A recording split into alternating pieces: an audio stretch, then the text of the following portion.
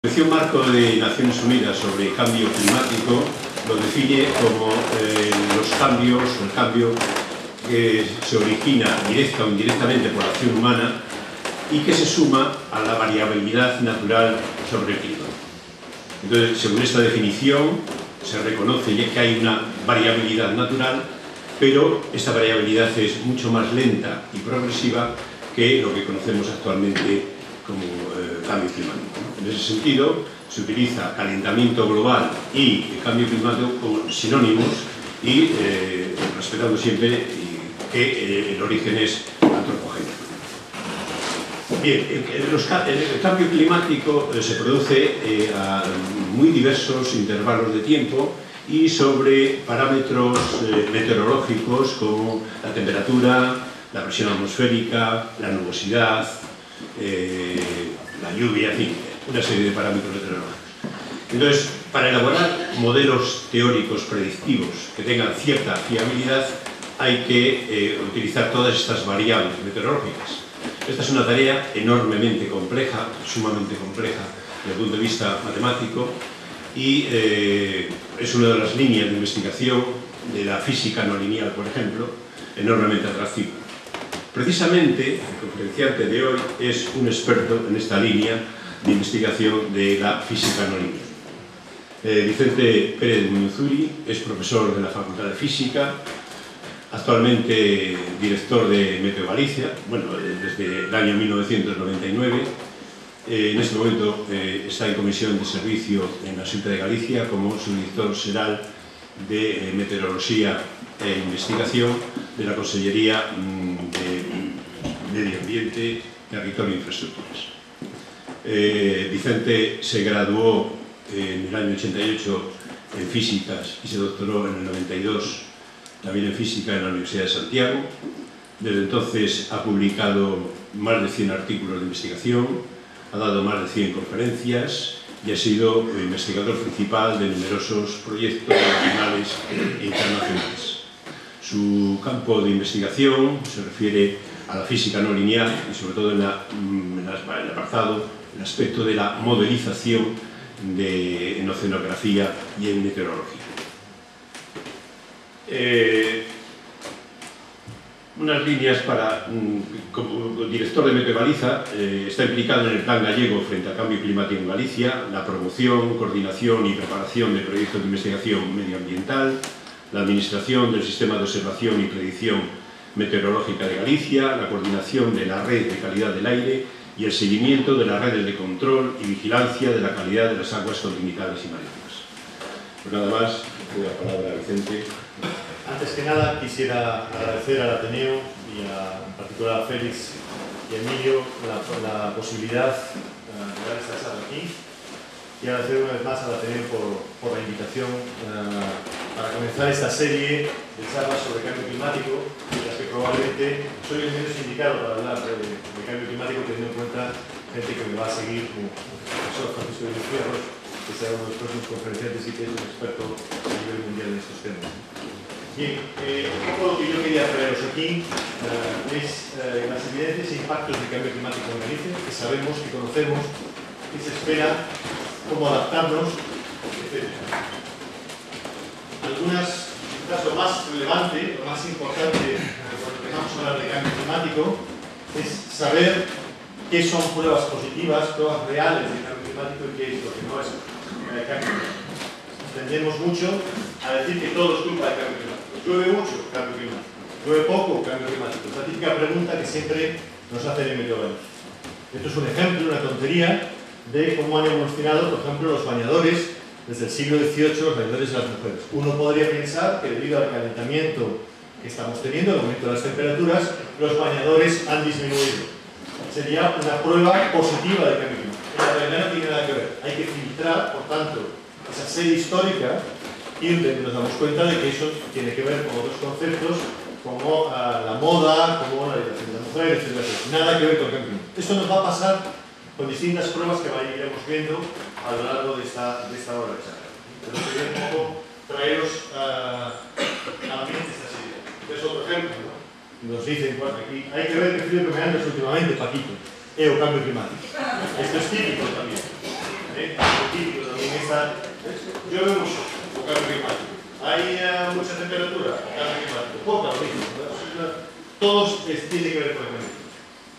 Mi charla va a tratar fundamentalmente sobre estos temas. ¿Qué es la variabilidad natural del clima, que ha mencionado Félix?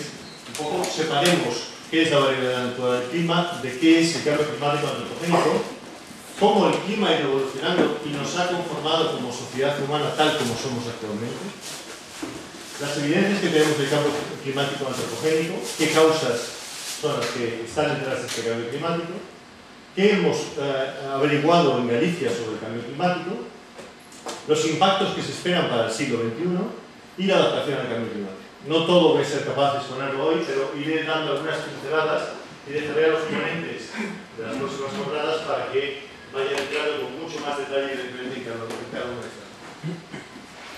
Entramos entonces, por tanto, en el primer tema. Quizás conviene definir muy rápidamente lo que es el sistema climático. El sistema climático es un sistema interactivo que tiene 5 componentes principales, que se llaman atmósfera, hidrosfera, criosfera, superficie terrestre y biosfera, que en principio están en equilibrio, que tienen 2 fuentes de energía fundamentalmente que los sostienen. Una es el Sol y otra es el núcleo de la Tierra. La evolución del núcleo de la Tierra comparado con lo que es el Sol es despreciable, o sea, casi las escalas de tiempo son muy grandes comparadas con las escalas que presenta el Sol. Por lo tanto, la única preocupación que tendríamos que tener como forzamiento externo al sistema es el Sol. El resto del sistema está en equilibrio. Es como las reacciones químicas en equilibrio que todos hemos estudiado en un momento, en las cuales, por supuesto, si tocas alguno de las componentes de este sistema, evidentemente el sistema debería de tender a otro equilibrio. La forma de tender ese otro equilibrio evidentemente lleva un tiempo y eso es lo que parece que está ocurriendo en los últimos tiempos. Estamos en un proceso de cambio como consecuencia de que hemos interaccionado con uno de estos sistemas, con uno de estos componentes. El efecto invernadero, todos hemos oído hablar de él, no voy a entrar mucho más allá. Esta sería la definición. Se produce en la atmósfera de forma natural debido a la presencia de vapor de agua, CO2 y otros gases de efecto invernadero. Fundamentalmente los gases de efecto invernadero que se conocen son el CO2, el dióxido de carbono, que está en la atmósfera en un 52%, el metano en un 18%, los CFCs, el ozono, el óxido nitroso y el vapor de agua.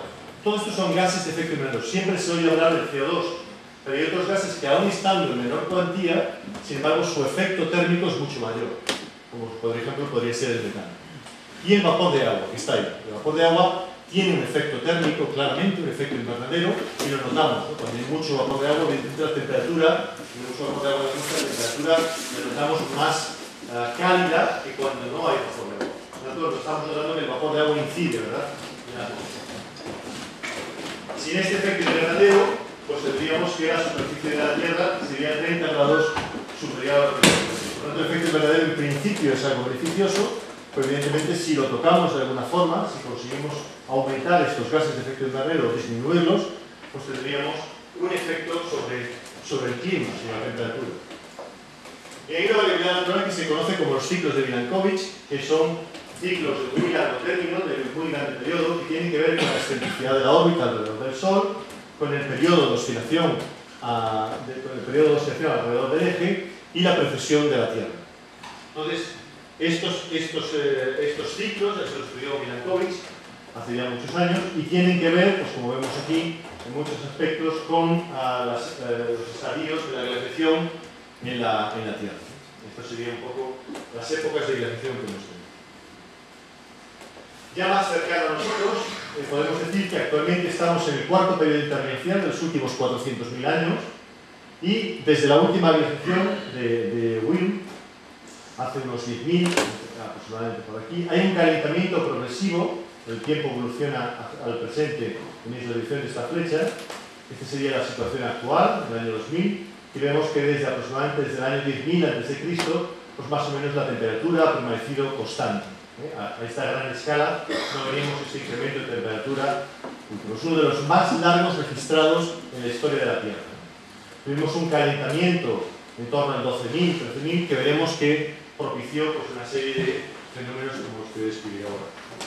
En este periodo, precisamente, en torno al 13.000 a.C., Aquí en Norteamérica había una gran capa de hielo sobre la Tierra y como consecuencia de este calentamiento la capa de hielo rompió y parte de ella evidentemente fue al océano, pero permitió un corredor, permitió que se abriera un corredor que a su vez permitió que habitantes de Asia saltaran y colonizaran las Américas. Es, digamos, el primer gran efecto de cambio climático, natural en este caso, que ha afectado al devenir del ser humano. Permitió la colonización de las Américas y hoy se sabe que todas las poblaciones de las Américas, antiguas poblaciones de las Américas, comparten un ADN parecido y que todas provinieron en algún momento del recurso del exceso de peso. Entonces, aquí tenemos un primer efecto de este cambio climático natural. Otro ejemplo, por ejemplo, de cómo la variabilidad natural del clima ha ido afectando al ser humano, se habla, por ejemplo, con la posición de las masas de aire en torno al 1200-300 a.C., con lo que se conoce como la ecotona, que separan, por ejemplo, las zonas del clima mediterráneo, del clima atlántico y del clima continental. Serían, a grosso modo, estas grandes líneas. Pues algunos autores hablan de que en la época de los romanos, el Imperio Romano, la ecotona correspondiente al clima mediterráneo estaba más desplazada hacia el norte de lo que estaría en la actualidad, permitiendo, por tanto, el desarrollo del Imperio Romano, el crecimiento hacia el norte, las invasiones de los pueblos del norte, mientras que en el decaer del Imperio Romano, pues la ecotona coincide, la ecotona del Mediterráneo, la zona del clima mediterráneo, coincide que se desplaza hacia el sur, por tanto teniendo unos inviernos más austeros, unos inviernos más fríos, que propiciaron el que los pueblos del norte fueran hacia el sur. Evidentemente hay más cosas, muchas más cosas, muchos más factores, pero está claro que el clima de alguna forma ha estado siempre ahí, de alguna forma nos ha influenciado en el devenir de las civilizaciones. Ya más cerca de nuestra época, en los últimos 2000 años, observamos que si reconstruimos la temperatura media anual de los últimos 2000 años, en base a mediciones, en base a los hielos de Boston, en fin, a distintas, podamos sacar información, y vemos que la anomalía de temperatura respecto al promedio, si no recuerdo mal, 70-2000, es decir, lo que se hace es, se hace el valor medio entre el año 70 y el año 2000, y a partir de ahí dices cada año se ha sido más frío o menos frío respecto a esa media, ¿no? Esto es lo que se conoce como anomalía de temperatura y que se usa mucho en clima. Entonces, por ejemplo, aquí vemos que en la pequeña edad de hielo pues fue entre 0,8 y 1 grado más frío que los años 70. ¿De acuerdo? Y, sin embargo, el periodo cálido medieval pues fue más cálido que la edad de hielo, ¿no? Vemos estas evoluciones así que hay. Y hoy se sabe que estos dos grandes periodos que ocurrieron de variaciones del clima y que afectaron durante varias decenas, varias décadas, si no siglos, han tenido que ver con causas naturales, como vamos a contar ahora. Y podemos ver, sin embargo, que en finales del siglo XX, pues el aumento sostenido de la temperatura, que después veremos a qué se debe. Aquí vemos ampliaciones de la misma gráfica obtenidas de distintas fuentes, con datos más filtrados, más mejorados.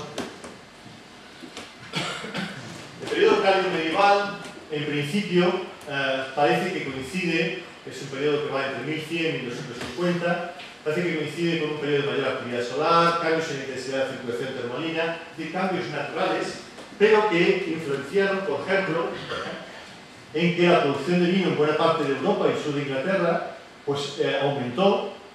Hoy se conocen todavía topónimos en Londres, que son Vine Street o Vine Yard, por ejemplo, que tienen que ver un poco con esa producción de vino en la zona de Inglaterra.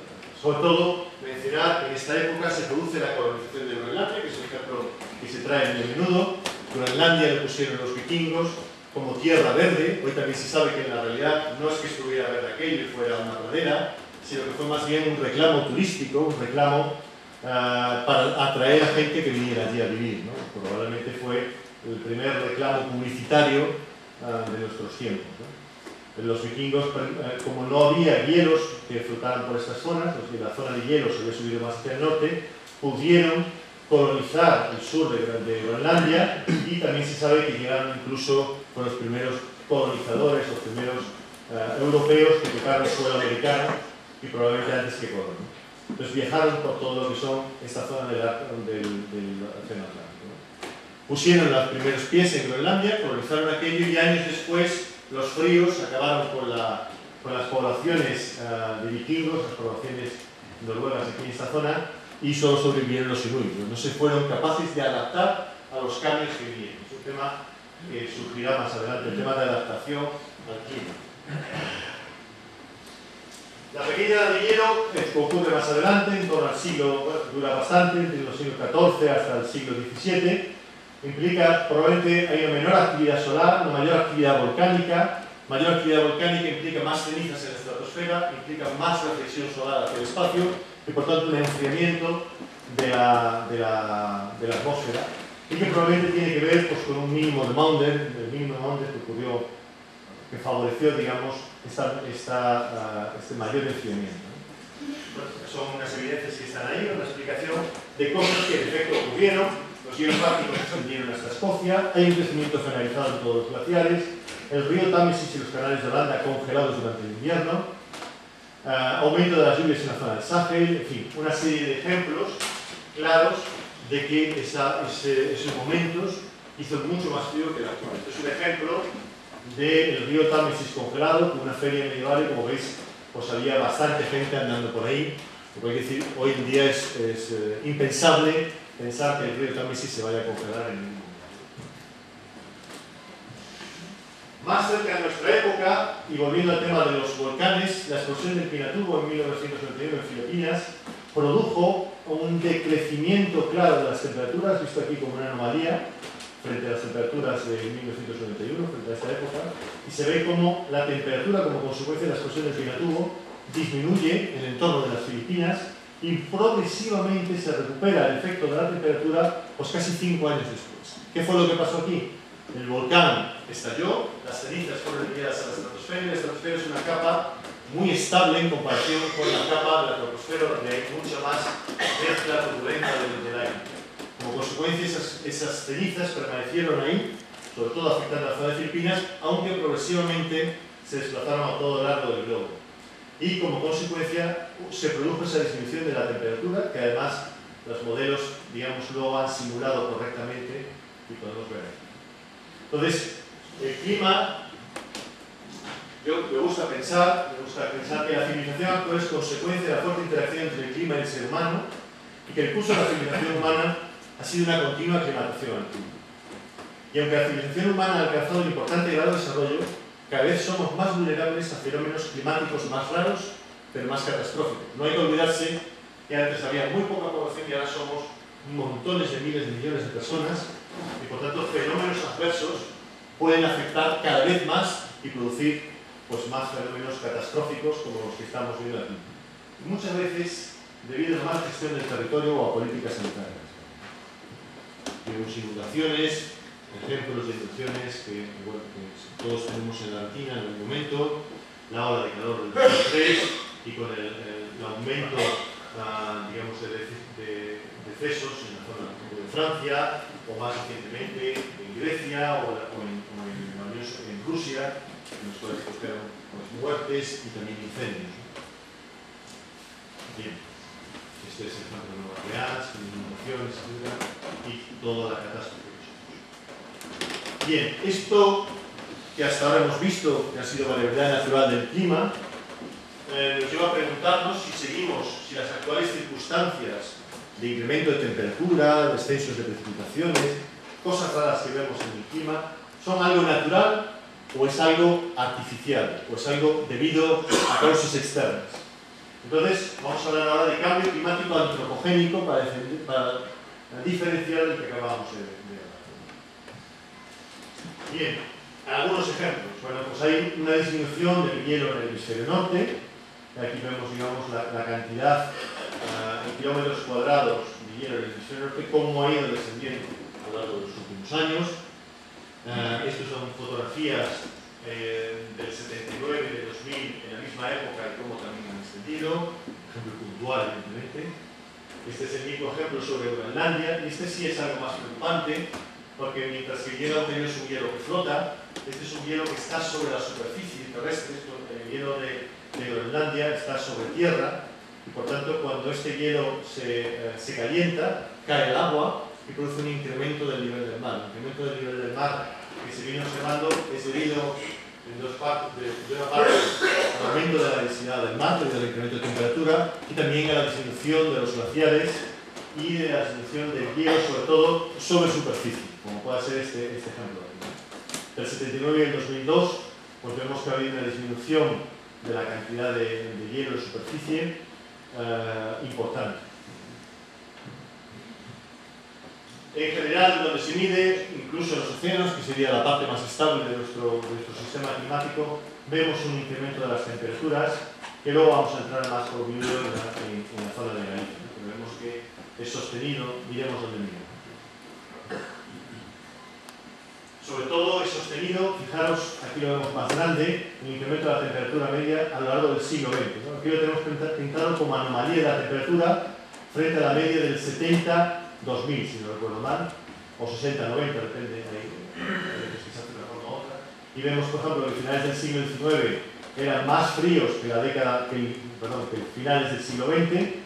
Después, más o menos, hay una serie de oscilaciones para finalmente, desde mediados del siglo XX, este incremento de la temperatura sostenido que estamos teniendo hasta ahora, hasta bien comenzado el siglo XXI, como vemos aquí. Si vemos la tendencia, que sería esta línea roja, vemos que está creciendo, ¿no? Tanto a nivel global como el hemisferio norte, el hemisferio sur, da igual lo que miremos.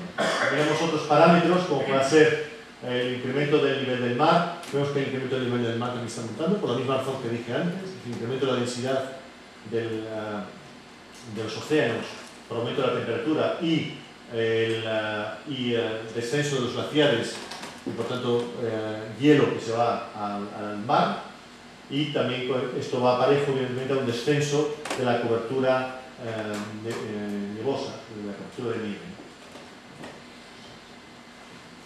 Bueno, la tendencia de las precipitaciones es más sutil, es más complicado de ver. Aquí también está pintado como anomalía. Los valores de color amarillo frente a los verdes implican descenso o incremento.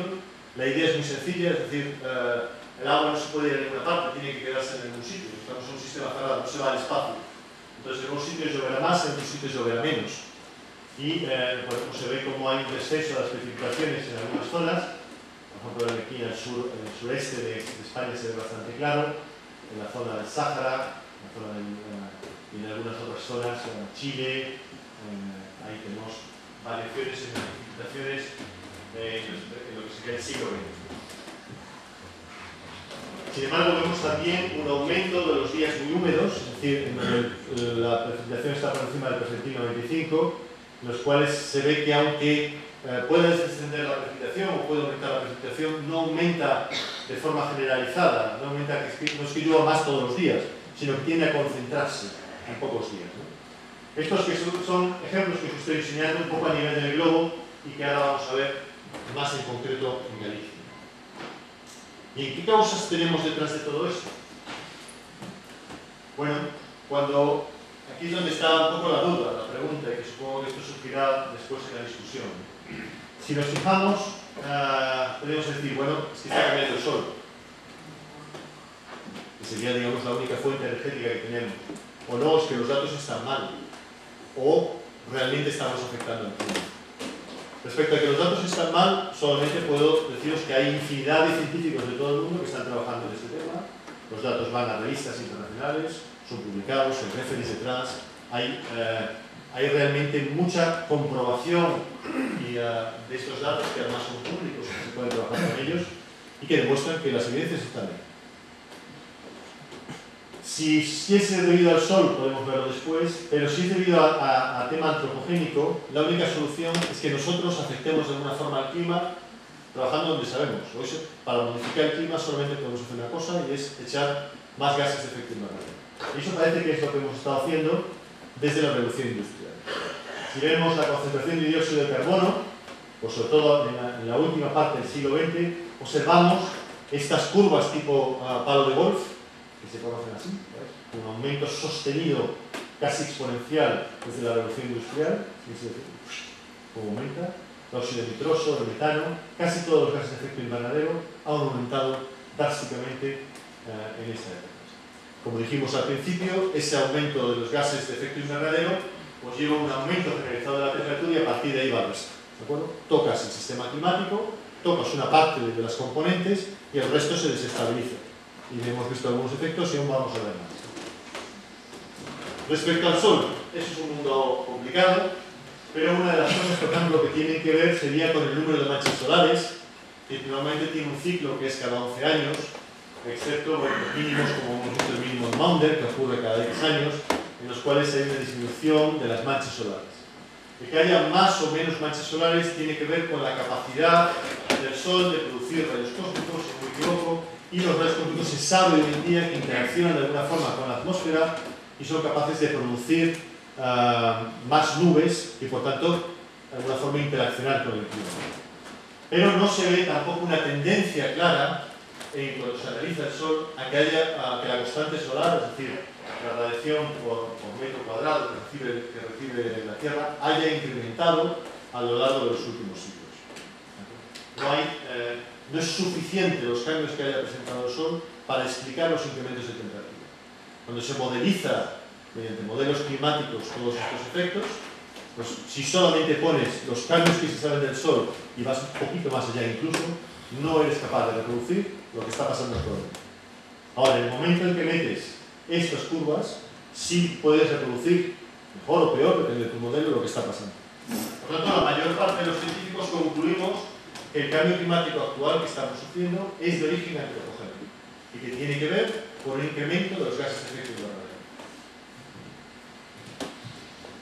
¿Cómo han crecido los gases de efecto invernadero? Bueno, pues a nivel mundial, los datos, por ejemplo, desde el año 70 hasta el 2004, esto se mide normalmente en toneladas de CO2 equivalentes, es decir, más o menos se reconvierte pues, todos los gases de efecto invernadero a toneladas de CO2 emitidas, ¿vale? Para no hablar de toneladas de metano, toneladas de lo que sea, se habla de toneladas de CO2 equivalentes. Entonces, cuando se ve esto, se observa que hay desde el año 70 hasta el 2004, es decir, en 34 años, un incremento del 41% de las toneladas de CO2 emitidas a lo largo de todo el año. Y este incremento tiene que ver sobre todo con el uso de combustibles fósiles. Eso es bastante interesante, bastante claro y veremos después desagregados los datos con más calma, sobre todo también con el aumento del tráfico. No todo tiene que ver con las industrias, digamos así, sino con el aumento del tráfico. Si vemos a los datos también para la misma época, para el año 2004, la distribución regional del incremento de CO2 tiene que ver sobre todo con los países industrializados. Es decir, aquellos más industrializados son los que emiten más y por tanto son los que más han contribuido a estos gases de efecto invernadero. Y si os fijáis, está con el incremento, digamos, o las emisiones de CO2 están contenidas en estos países del anexo 1 que se llaman, que son fundamentalmente, para entendernos, los países industrializados y que contienen un 20% de la población. Pero esto era hasta el 2004. Desde el 2004 las cosas han cambiado mucho, o en lo que es el siglo XXI las cosas han cambiado mucho. Aquí vemos un poco los millones de toneladas de CO2 a lo largo desde el año 70 hasta más o menos la actualidad. Vemos los países de la OCDE, es decir, los países ricos, para ponerlos así claro, frente a los países no ricos, y aquí sería la global. Y fijaros cómo los países ricos incluso han disminuido las emisiones como consecuencia de la crisis que estamos padeciendo, mientras que los países no ricos se han disparado. Aquí entran sobre todo los países no ricos, China, Sudeste Asiático, Sudáfrica, Sudamérica, son los que realmente se han disparado. Aquí lo podemos ver en números, la variación respecto desde el 70 al 2009 en porcentaje, y vemos cómo el incremento fundamental, fijaros los números, está en el Oriente Medio, está en China, está en el resto de Asia, incluso África, sobre todo por el Sudáfrica, Latinoamérica, mientras que Europa, por ejemplo, pues no ha habido un incremento significativo. Tenemos un control bastante fuerte de las emisiones de CO2, que incluso nos está costando muy caro, frente a otras partes del mundo que han crecido económicamente muy rápido. ¿Cómo ha sido en Galicia esto? ¿Cómo hemos llevado las emisiones de gases de efecto invernadero? Pues claramente la crisis nos afecta. Estamos emitiendo cada vez menos. Si comparamos, por ejemplo, en España, este sería el límite. Nosotros teníamos marcado dentro de lo que es el protocolo de Kioto, pues que podíamos emitir hasta un 15% de las emisiones medidas en el año 90, y hemos visto, bueno, pues que con los años felices hemos crecido mucho, incluso nos pasamos emitiendo respecto a lo que nos permitía Europa, pero drásticamente en los últimos 4 o 5 años han disminuido muchísimo las emisiones. En Galicia las emisiones son fundamentalmente, digamos, en este quesito, las emisiones difusas frente a las emisiones de directiva. Las emisiones de directiva, para entendernos, son las empresas que están controladas a nivel europeo, que se controlan claramente las emisiones, y las difusas, aquí están las calefacciones, el transporte, todo lo que no es fácilmente medible. Las emisiones fundamentalmente en Galicia, y sobre todo más a lo largo de los últimos años, son sobre todo difusas. A finales de principios del siglo XXI, que estábamos al 50%, actualmente estamos en un 60% y creciendo las emisiones. Nuestro problema en Galicia son las emisiones del transporte. Aquí hay una investigación, digamos, por sectores, y esto es un dato muy actual, esto es un dato de antes de ayer, en el cual se ve que incluso las emisiones de la directiva en el último año han crecido. Esto es una cosa curiosa, no es que diga, oye, que bien, estamos saliendo de la crisis económica, no es cierto. Esto simplemente es el impacto del carbón. El uso privilegiado del carbón en el último año ha hecho que hayan crecido las emisiones de CO2 en Galicia respecto al año 2010 y que incluso hayan superado ligeramente lo asignado por la directiva. Bien, voy a pasar esta parte un poquito rápido y vamos a entrar en que es un poco lo que nos interesa. En el año 2000, los años 2007-2008, desde la Consejería de Medio Ambiente, patrocinamos un pequeño proyecto de investigación que fundamentalmente lo que pretendíamos era traernos a los investigadores que trabajaban en temas de clima desde distintos ámbitos, todas estas instituciones que están aquí, y que nos dijeran desde un punto de vista científico qué evidencias reales había, qué impactos eran esperables y que filtraran. Nos filtraran todo aquello que no era cierto, es decir, que le pusieran una incertidumbre. ¿Qué probabilidad de verdad de lo que estamos midiendo es cierto o no es cierto? Francisco de Fierros fue una de las personas que coordinó precisamente toda la parte de ecosistemas terrestres. Tendremos la oportunidad de hablar, tendréis la oportunidad de tener aquí a Pepe Salgado, del Instituto de Investigaciones Marinas, que coordinó la parte de ecosistemas pelágicos marinos, y todas estas investigaciones se publicaron en forma de un libro referenciado y en el cual pues, los científicos exponían los resultados. Algunos de ellos los traigo aquí. Esta, por ejemplo, sería la evolución de la temperatura media anual en Galicia. Aquí ya he ido un poco más allá, traigo una gráfica más actual de lo que fue el proyecto, que terminó en 2008, se realizaron datos hasta el 2006, 2007, aquí los datos ya están hasta el 2010, y se ve la evolución de la temperatura media anual medida como anomalía de la temperatura, diferencia de la temperatura frente a la media 71-2000. La línea negra es la media de cada año, es decir, cada 10 años tomo el valor medio, pasa un año, tomo los siguientes 10 años y tomo así, ¿de acuerdo? Entonces, lo que vemos es una disminución de las temperaturas en los años 70 y después aproximadamente casi todos los años un aumento sostenido de las temperaturas que nos da un valor de 0,16 grados por década. Y me diréis, como dice mucha gente, 0,16 grados por década. ¿De qué me estoy hablando? Es una miseria. 0,16 grados por década es bastante, es el valor medio. Eso no quiere decir que en zonas puntuales haya aumentado más, en otras zonas haya disminuido. Aquí vemos, por ejemplo, en zonas del interior, por ejemplo, el incremento es más importante que en zonas, por ejemplo, de aquí de la costa o en zonas de Orense. El incremento no ha sido tan importante, ¿no? Y en cualquier caso, no os olvidéis que ese es el valor medio. Sobre el valor medio tenemos los extremos, el valor máximo y el valor mínimo.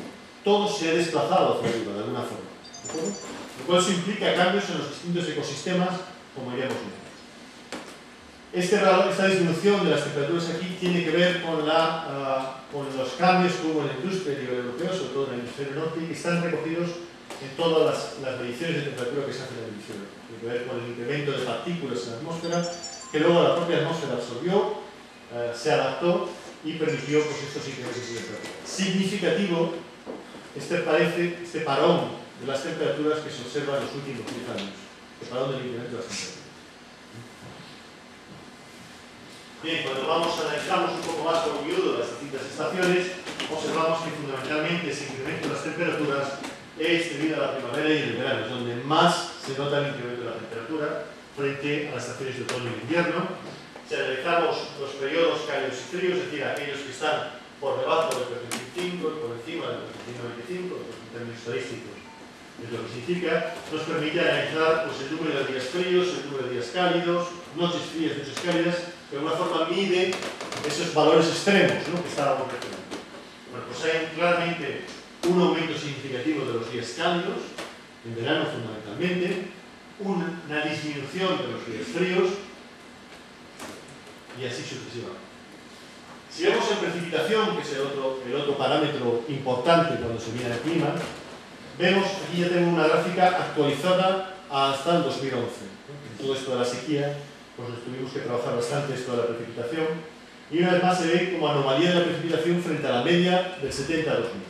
Fijaos antes como la línea negra está aumentando, ¿os acordáis? Aquí no. No hay una tendencia significativa en cambios en la precipitación.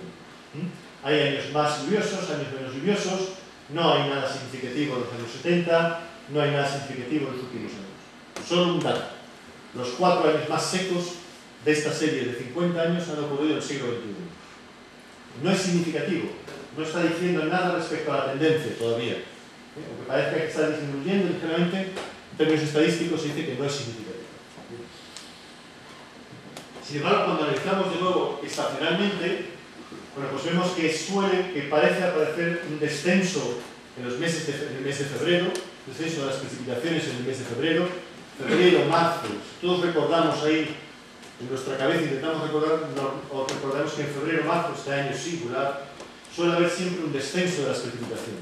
Es lo que Francisco Díaz Fierros define como el segundo mínimo anual de las precipitaciones, primero sería el verano, y luego tendríamos esta época que incluso viene acompañado de un incremento de las temperaturas. Puede hacer bueno, incluso los árboles florecen en algunas ocasiones, y después incluso pueden venir de nuevo heladas que acaban con ese primer florecimiento, digamos, de los árboles. Pero si yo estoy en febrero y yo no estoy notando variaciones en la precipitación, en algún momento tiene que incrementarse. Y en efecto, tienden a incrementarse las precipitaciones en torno a octubre, finales de septiembre, octubre, principios de noviembre. En esa época, concentrado alrededor de octubre, tienden a aumentar las precipitaciones. Pero no es que llueva más todos los días, no. Resulta que llueve menos, digamos, llueve más, pero en menos días. No sé si me he explicado. Es decir, llueve más torrencialmente, pero menos días. Fijaos que ahora los chavales no llevan paraguas. Una vez más, una moda. Pero recordad que cuando éramos más jóvenes, en los años 70, no nos dejábamos el paraguas porque llovía todos los días. Ahora llueve menos días, pero más torrencialmente. Eso es uno de los efectos, de las evidencias que se está viendo en el cambio climático. Esto sería el aumento de la frecuencia de lluvia extrema, sería el número de días, digamos, que llueve y cómo hay una tendencia clara a la precipitación en los valores de precipitación extrema frente a un descenso en primavera en donde ya no se ven pues, tantos días de tormenta, de lluvia extrema. Bien, eso era el clima, digamos, en la atmósfera. ¿Esto se está traduciendo en el resto? Sí. Aquí tenemos un ejemplo, que se profundizará más Pepe Salgado, de incrementos, por ejemplo, también que se observa en la temperatura del mar.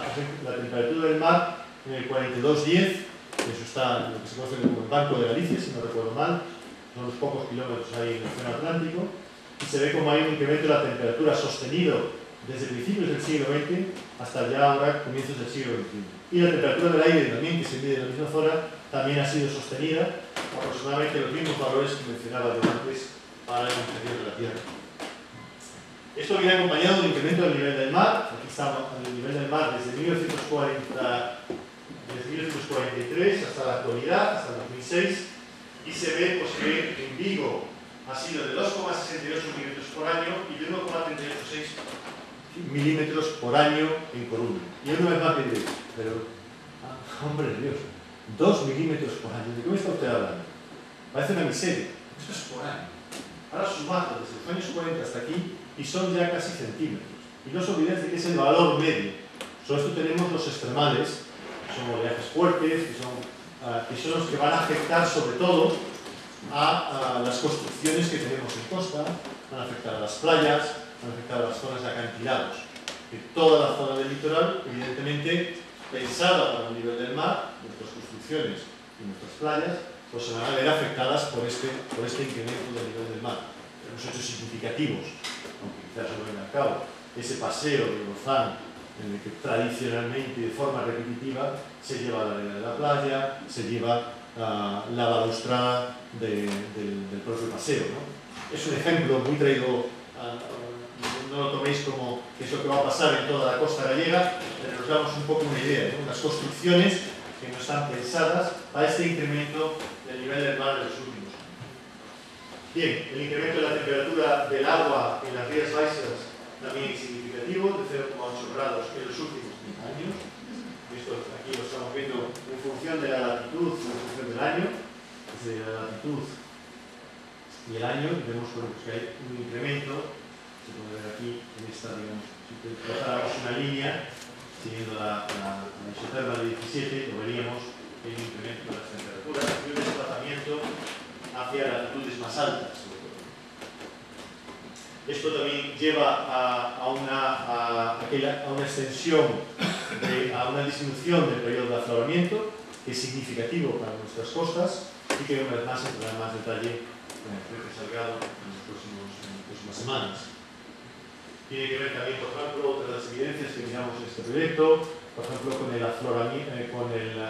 tamaño del pulpo y las capturas de pulpo. Esto sí que es de los ejemplos complicados de analizar, porque evidentemente hay muchos factores que tienen que ver. Esto se analiza viendo las capturas de pulpo en las cofradías y evidentemente es un dato que depende de muchos factores, muchas veces, de todo lo que no va todo a lonja, hay mucho furtivo en algunos años y por tanto, bueno, pues es un dato que hay que filtrar mucho, pero la gente del Instituto de Investigaciones Marinas pues hizo un pequeño modelo para simular los datos que se obtuvieron y observan, bueno, pues que ha habido una disminución, sobre todo en estas dos zonas en las cuales ellos analizaron, en la cual se ve una disminución de las capturas de pulpo y que tiene que ver de alguna forma precisamente con esa disminución del periodo de afloramiento, que tiene que ver con el tamaño del huevo y que tiene que ver, por tanto, con la fragilidad de las especies, la fragilidad de los pulpitos que nacen y que tiene que ver evidentemente con ese incremento de la temperatura que hemos visto, es decir, todo ligado.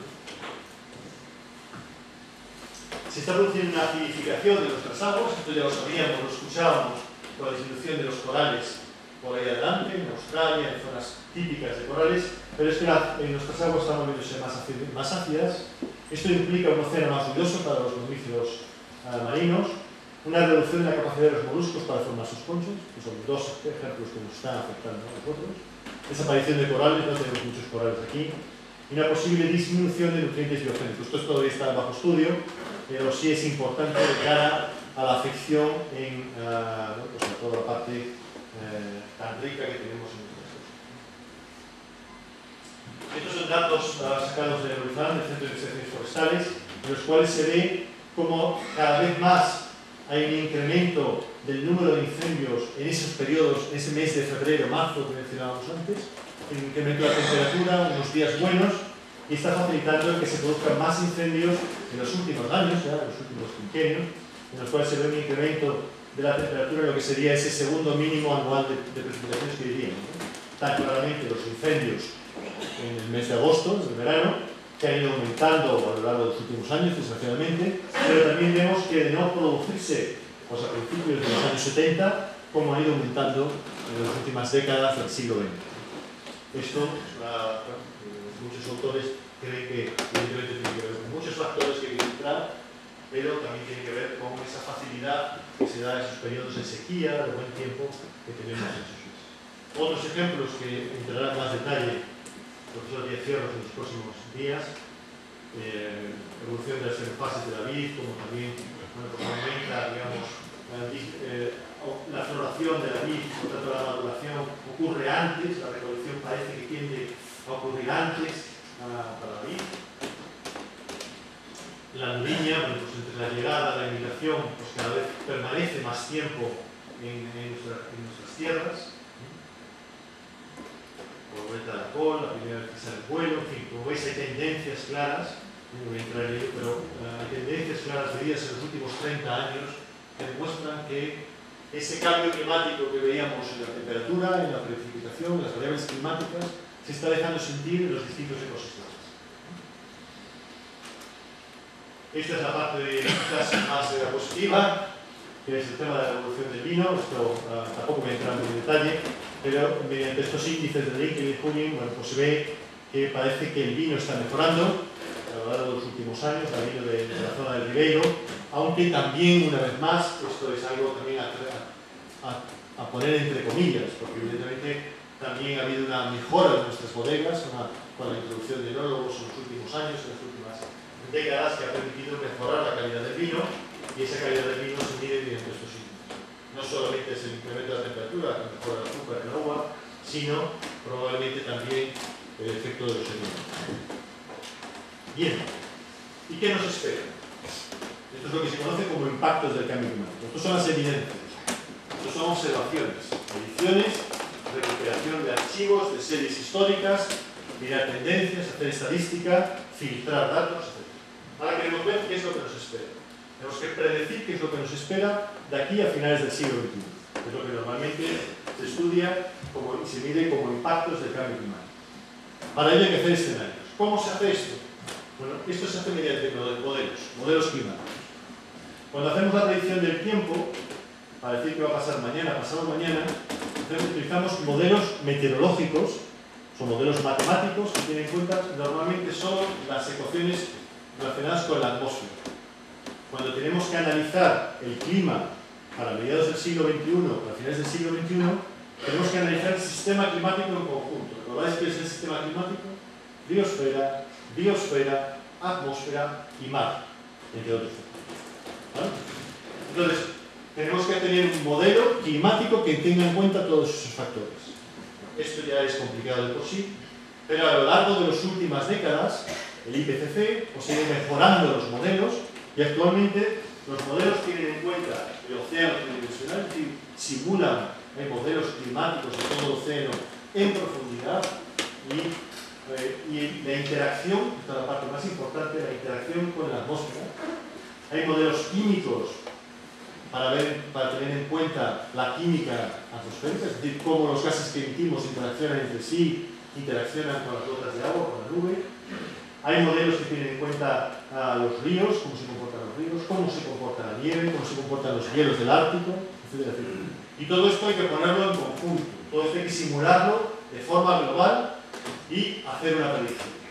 Evidentemente, si cometemos errores en la predicción a pasado mañana, dentro de 3 días, evidentemente habrá errores en la predicción climática. Por tanto, de alguna forma tengo que introducir la palabra incertidumbre, tengo que introducir la palabra error. Cuando yo diga que la temperatura a finales del siglo XXI va a aumentar en 0,5 grados, tendré que dar un más menos. ¿De acuerdo? Tendré que dar un error, tendré que dar un grado de incertidumbre. ¿Y cómo se hace eso? Bueno, primero tengo que decir qué es lo que va a pasar con las emisiones de gases de efecto invernadero. Si estamos diciendo que el cambio climático tiene que ver con las emisiones de gases de efecto invernadero, tengo que plantear un escenario. Las emisiones de gases de efecto invernadero van a aumentar en la misma proporción que hasta ahora. No, van a disminuir progresivamente. No, van a mantenerse exactamente igual que hasta hoy. Cada uno de esos es un escenario. ¿De acuerdo? Entonces tengo que simular esos escenarios que no sé exactamente qué es lo que va a pasar. Cuando montamos Kioto, pensamos que todos íbamos a ser capaces de controlar las emisiones de CO2. Actualmente estamos viendo que el sudeste asiático se nos ha escapado. Entonces, tenemos que hacer distintos escenarios. Y además tendré que simular todos estos modelos que hemos dicho de forma conjunta. Y si quiero meter errores, lo que tengo que hacer es ejecutar modelos matemáticos varias veces. Si yo tiro un dado, por ejemplo, y lo tiro 10 veces, 100 veces, 1000 veces, ¿cuál es el valor medio? Pues evidentemente la mitad de 6, porque lo he tirado todo y será más o menos 3. Sin embargo, con los modelos climáticos, ¿qué hago? No puedo tirarlo, lo que hago es ejecuto distintos modelos varias veces. ¿Por qué los ejecuto varias veces? Porque yo no sé exactamente cómo funciona todo. Aquí entra un poco los errores, y quiero ser sincero con vosotros, las cosas que todavía no sabemos. No sabemos muy bien cómo funcionan las nubes. No sabemos exactamente cómo funciona toda la química atmosférica. No sabemos exactamente cómo funcionan perfectamente los intercambios. Entonces, hay modelos que lo mejoran y lo hacen mejor. Otros que lo hacen peor. Los ejecutamos todos. En superordenadores, a lo largo del mundo, ejecutamos todos estos modelos y obtenemos un valor de la temperatura para final del siglo XXI, más o menos un valor menos, un error. Y así sucesivamente con el resto de las variables. ¿De acuerdo? Y esto es lo que obtenemos. Esto es lo que da IPC a finales del siglo XX y lo que supone que va a pasar a finales del siglo XXI. Cada una de estas líneas supone distintos escenarios. Desde el mejor, fijaos que aquí tenemos uno, el verde, que es súper ambicioso, supone que vamos a controlar las emisiones de CO2 y que luego incluso van a disminuir hasta niveles de los años 90. Ya es casi ciencia ficción. Otros muy pesimistas que van a aumentar exponencialmente. Y así sucesivamente. Se les nombra con distintas palabras. A1, B2, etc. Esto evidentemente serían las emisiones de CO2, concentraciones de CO2 en la atmósfera correspondientes a estos escenarios, emisiones de CO2, así sucesivamente, ambos estos escenarios para ejecutar la química, ver cómo se influencia, la lluvia, etc. Y esto es lo pronosticado. Todos los modelos, independientemente del escenario pronosticado, dan un incremento de la temperatura y un incremento del nivel del mar, como consecuencia.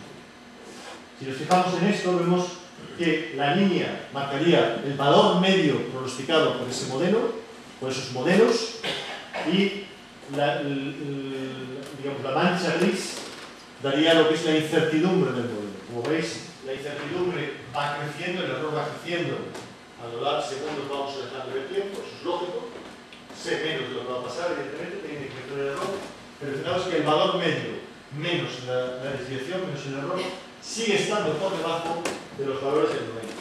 En el mejor de los casos, se espera incrementos para finales del siglo XXI de un grado de media a nivel global para finales del siglo XXI. Esto es mucho, pero mucho. En el caso peor estamos yendo a 6 grados. Esto es nivel medio. No quiere decir que todas partes vayan a incrementarse un grado. No quiere decir eso. Puede que en algunos sitios no pase nada, en otros pase más. Eso es lo que tiene la estadística y lo conocemos. Como consecuencia, el incremento del nivel del mar va por ahí. También incrementa. Bien. Si lo traducimos en Galicia, esto es lo que está pronosticado de aquí a finales del siglo XXI. Estos son los distintos modelos que se pronostican para Galicia. Y vemos que la temperatura máxima se espera que incremente, la temperatura mínima se espera que incremente, y los cambios en la precipitación, que hasta ahora no se notaban, parece que empezarán a notarse sobre todo a partir del primer tercio, a partir del 2030, empezarán a notarse cambios en la precipitación, es decir, realmente una disminución de las precipitaciones. Esto es lo que dicen casi todos los modelos, fijaros la incertidumbre, como claramente muestra una tendencia de la distribución. Esto sí que es preocupante, sobre todo en Galicia, porque no estamos acostumbrados en Galicia a la falta de lluvia. Lo sabemos, ¿verdad? Y esto bueno, implica que hay que hacerlo. Bien. ¿Qué es lo que nos queda? Y voy terminando. Lo que nos queda son dos cosas. Como habéis visto, aunque dejáramos de emitir en estos momentos, gente que todo el mundo hoy dice no vamos a emitir más CO2. A partir de mañana todos en coche eléctrico no va a haber emisiones de CO2. Eso es imposible, pero imaginemos que aunque fuera así, la atmósfera tiene mucha inercia y el efecto del cambio, el efecto del aumento de temperatura se dejaría sentir durante todo el siglo XXI. Recuerda la línea verde aquella más optimista que veíamos. Entonces quedan dos cosas para hacer. Uno, reducir las emisiones de CO2 el máximo posible, tanto las deliberativas, es decir, las controladas, que controlan las emisiones, como las difusas, de transporte, etc. Con eso vamos a controlar las emisiones que estamos haciendo. Eso lo estamos haciendo muy bien en Europa, en los países, digamos, que firmaron el acuerdo de Kioto. No lo están haciendo nada bien en China, no lo están haciendo nada bien en el sudeste asiático, Sudáfrica, Brasil, etc. ¿De acuerdo? Con lo cual, ahí, bueno, tenemos que hacer cosas. Pero la otra cosa que podemos hacer es adaptarnos al cambio climático. Es decir, esto está pasando, adaptémonos. Una forma de adaptarse, por ejemplo, es, va a incrementar la temperatura, pongamos todos aire acondicionado en nuestras casas. Así llevaremos mejor el cambio climático. Error, porque esa es una política que va justo contra el cambio climático, contra la mitigación del cambio climático. Puesto que a más aire acondicionado, más chupamos de la electricidad y normalmente vamos a acabar chupando, vamos a acabar gastando, consumiendo más combustible fósil. Entonces, la política de adaptación es algo que empieza a oírse, empieza a funcionar y que es el futuro. Cada vez oiremos más hablar de adaptación al cambio climático. Adaptación al cambio climático muchas veces se confunde con mitigación, muchas veces se confunde con impactos del cambio climático. Adaptación va en la línea de lo que he dicho del aire acondicionado. Esa es la definición que hace, por ejemplo, el IPCC, la primera. Pero a mí me gusta más esta que hace la Inglaterra. Dice que es cualquier acción que minimice los efectos adversos o se beneficie de los efectos del cambio climático. Para poder convencer a la gente de minimizar los efectos del cambio climático, tenemos que convencerles de que hay negocio detrás. Negocio. El mundo desgraciadamente se mueve con la peseta. Entonces, con el euro, con el dólar, con los yenes. Entonces tenemos que buscar un beneficio para que se beneficie, para buscar ese mínimo para los efectos de cambio.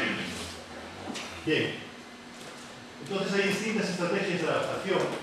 Esa podría ser un poco la idea fundamental de lo que se busca. Primero lo que analizamos son los cambios de los sistemas naturales. Eso vemos que hay un cambio en el clima.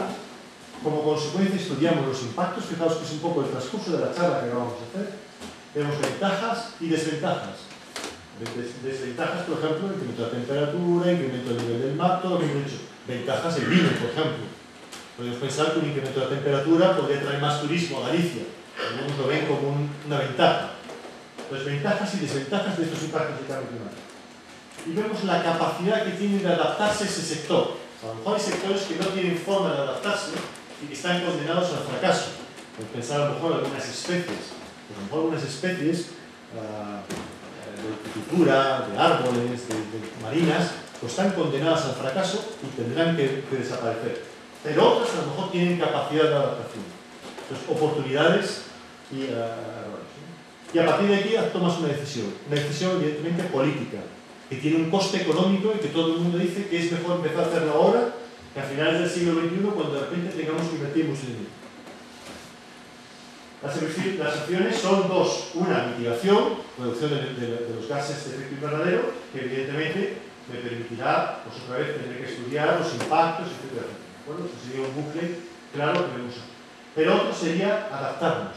Es decir, vamos a ir adaptando nuestras especies. Si va a llover menos, podemos a lo mejor modificar genéticamente ciertos cultivos que se adapten a condiciones de menos agua. Eso es una adaptación clara al cambio climático.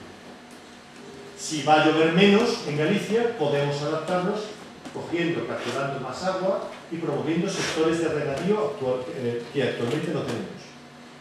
Eso es un tema, es una adaptación al cambio climático. De tal forma que cuando los efectos de la disminución de precipitaciones nos coja de lleno, estemos ya preparados y minimicemos los efectos del cambio climático. La cuestión está en si lo hacemos ganando dinero o perdiendo dinero. Habrá cosas en las que habrá que invertir dinero y, por tanto, poco a poco eso supondrá un descenso, una inversión económica que tendrán que hacer los gobiernos. En otras podremos pensar que es una inversión que puede producir beneficios en el futuro. Realmente la modificación genética de las plantas implica una inversión en el futuro porque de alguna forma mejoramos la investigación, etc. Bien, esto hay dos formas de hacerlo. Una es lo que se llama esta aproximación y otra que es, vamos como la aproximación normal, que sería esta que está aquí. Es decir, como veis, cada una de estas cosas va añadiendo errores, como hemos visto, incertidumbres, y al final pues tenemos que, para poder tomar una decisión, tenemos tal grado de incertidumbre que si tienes que convencer a un político que normalmente va a durar 8, 12 años como mucho en el gobierno de que tiene que hacer algo para finales del siglo XXI, pero no va a ver él, no van a ver sus hijos, suele ser difícil convencerlos. Entonces, normalmente lo que se intenta hacer en las políticas de adaptación es intentar convencer de cosas que son favorables de hacer ahora, que son buenas de hacer ahora y que van a resultar beneficiosas ante una situación de cambio climático.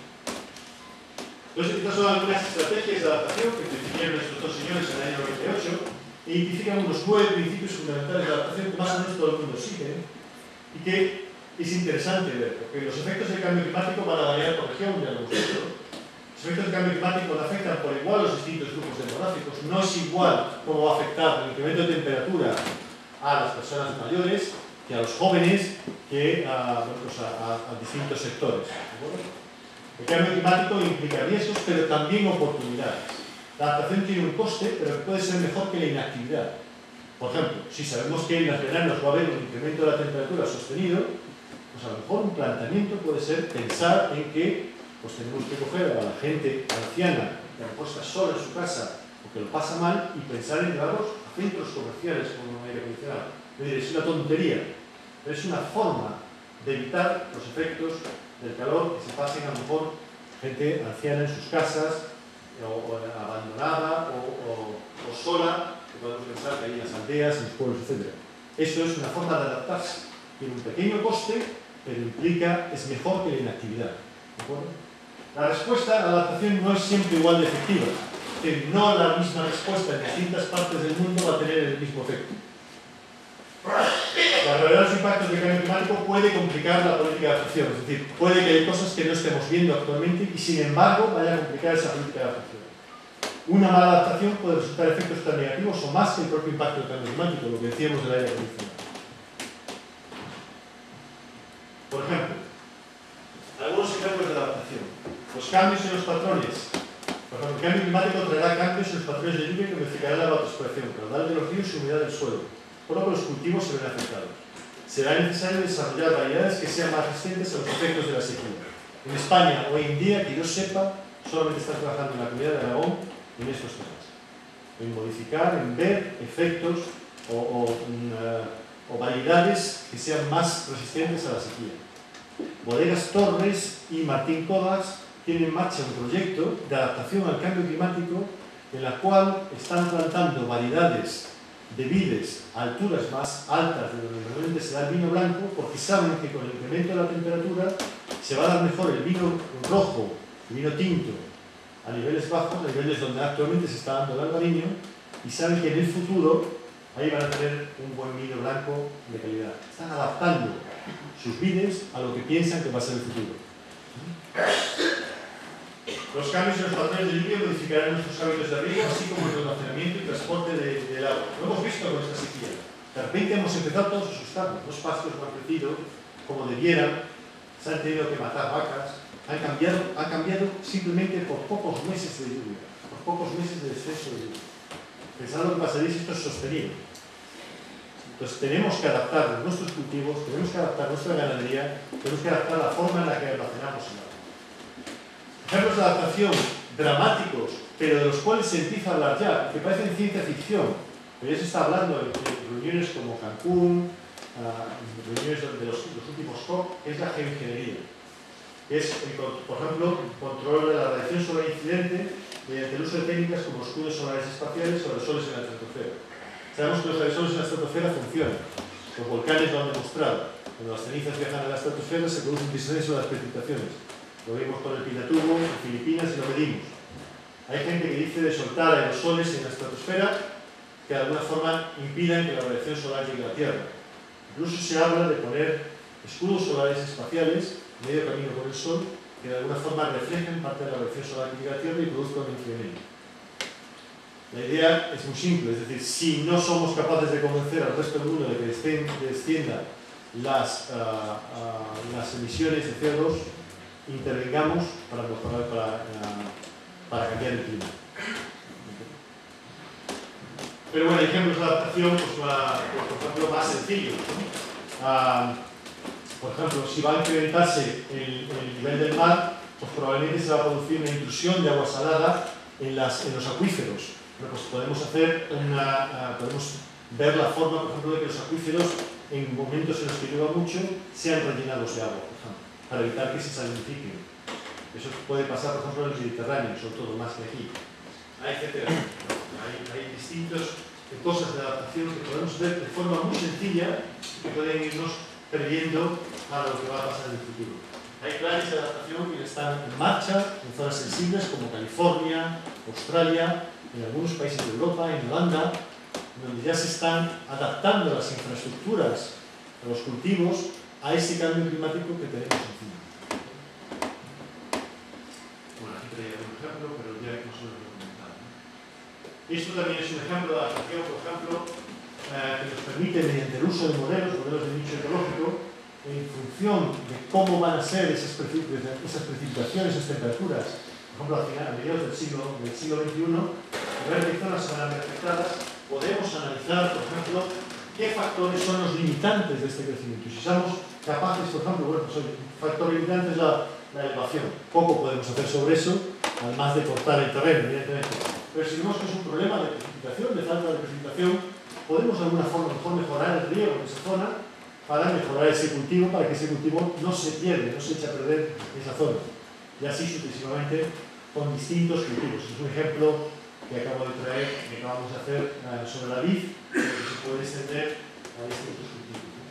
Es una línea en la que se está trabajando últimamente desde distintos gobiernos. Y esto es más o menos lo que quería traeros y espero que haya muchas preguntas. Gracias.